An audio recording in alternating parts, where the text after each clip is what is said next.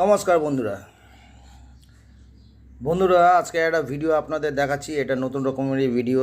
আমার তো সব ওয়ার্কশপে অনেক কিছু থাকে। আমি একটা এয়ারপডের যে ব্যাটারির দুটো কানেক্টার দেখছেন, এখানে দুটো করে ব্যাটারি কানেক্টার এয়ারপড থাকে। তো এয়ারপডের কী করলাম, উপরের পোর্শনটা খুলে দিলাম। তো ট্রেনের মধ্যে বিশাল ভিড়, সেই বিশাল ভিড় ট্রেনের মধ্যে এই এয়ারপডটা কী হলো, পকেটে থেকে গেল। আর যেটা আপনার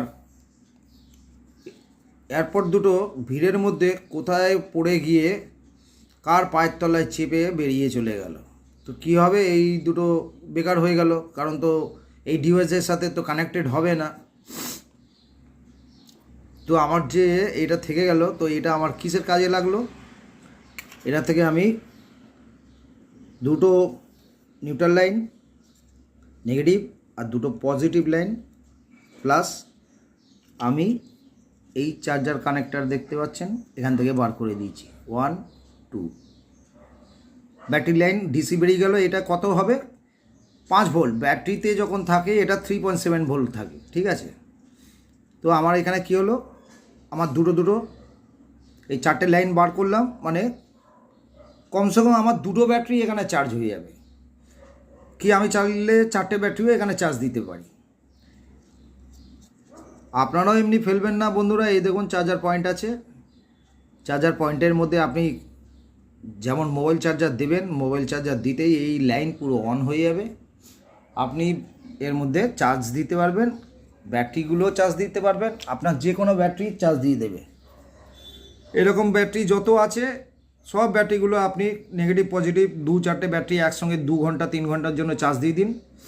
তারপর যদি যাদের ব্লুটুথ থাকে, ব্লুটুথে এইসব ব্যাটারি ইউজ হয়, অন্য কোনো কাজেও ব্যাটারি ইউজ হয়, এটাও একটা ব্লুটুথের ব্যাটারি।